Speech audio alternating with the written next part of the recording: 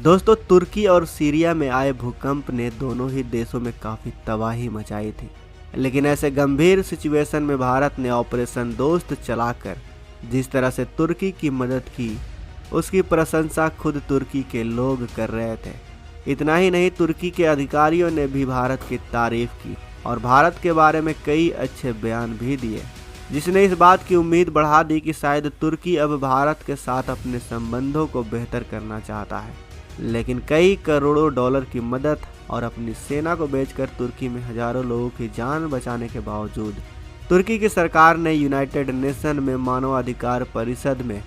भारत की पीठ में छुरा घोंपते हुए भारत की आलोचना की, जिसके तहत तुर्की ने संयुक्त राष्ट्र संघ में भारत के खिलाफ कुछ ऐसे बयान दिए जिसके बाद भारत को यह सोचने की ज़रूरत है कि तुर्की और पाकिस्तान को लेकर नीतियों में कई बदलाव की ज़रूरत है या नहीं। हालांकि जैसे ही तुर्की ने भारत के पीठ पर खंजर घोंपा, भारत भी चुप नहीं बैठा और भारत ने अपने सभी बयानों से सभी का मुंह बंद कर दिया। दरअसल दोस्तों, यूनाइटेड नेशन में तुर्की और OIC ने खुलकर पाकिस्तान का समर्थन करते हुए ये बात दोहराई कि कश्मीर में मानवाधिकारों का उल्लंघन किया जा रहा है, जिसे ध्यान में रखते हुए सभी मुस्लिम देशों को भारत पर दबाव बनाना चाहिए। ऐसे में तुर्की द्वारा दिया गया यह बयान सुनकर भारत को काफ़ी तकलीफ हुई, क्योंकि हमें इस बात की बिल्कुल भी उम्मीद नहीं थी कि तुर्की हमारे इतनी मदद के बावजूद भारत के खिलाफ सिर्फ कुछ दिन के अंदर ही बदल जाएगा। भारत ये बात अच्छे से समझता है कि OIC और पाकिस्तान भारत के कश्मीर पर बयानबाजी जरूर करेंगे, लेकिन जिस तरह से हमने तुर्की की मुश्किल हालातों में मदद की और वहाँ मलबे के नीचे दबे घायल लोगों को बचाने के लिए अपनी सेना उतार दी, इसके बाद भारत को लगा शायद तुर्की अपनी नीति में थोड़े बदलाव लाएगा, पर ऐसा होता हुआ बिल्कुल भी नजर नहीं आ रहा, जिसके वजह से अब भारत ने भी खुलकर अपनी बात रखते हुए तुर्की के इन बयानों की धज्जियां उड़ा दी हैं। जिसके तहत भारत ने यह बात खुलकर कही कि हमें तुर्की के बयानों से काफ़ी दुख हुआ है, लेकिन तुर्की और सभी मुस्लिम देश को सबसे पहले पाकिस्तान में हो रहे मानवाधिकारों का उल्लंघन पर ध्यान देना चाहिए,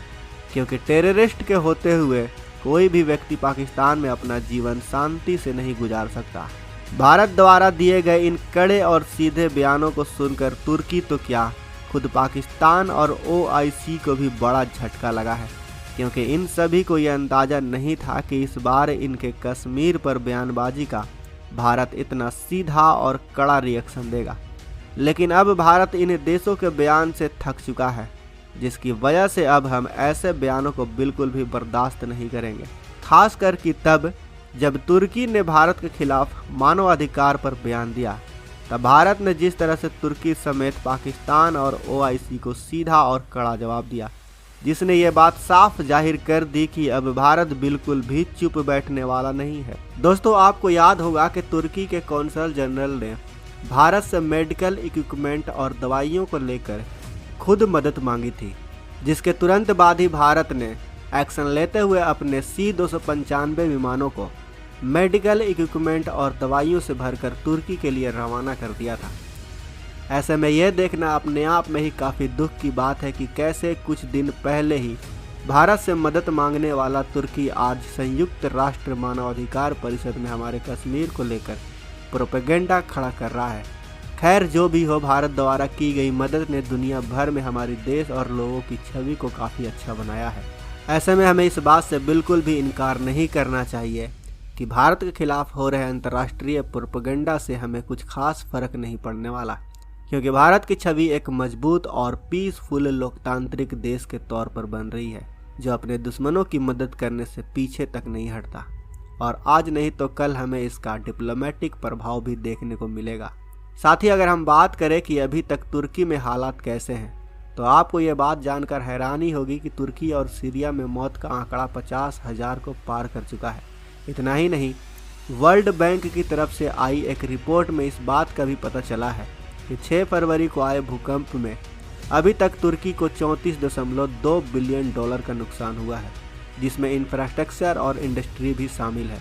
ऐसे में हम इस बात का अंदाज़ा लगा सकते हैं कि 30 बिलियन डॉलर से ज़्यादा के नुकसान की भरपाई करने में तुर्की को कितने सालों का वक्त लगेगा,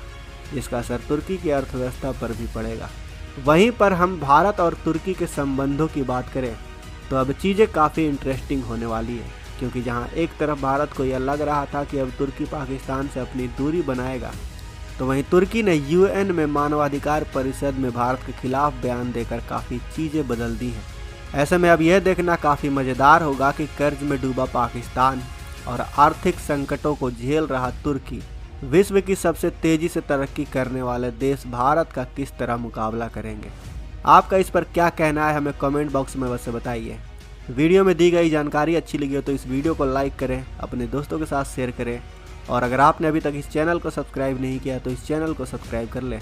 ताकि हमारी आने वाले वीडियो को आप मिस ना कर सकें। मिलते हैं अगले वीडियो में।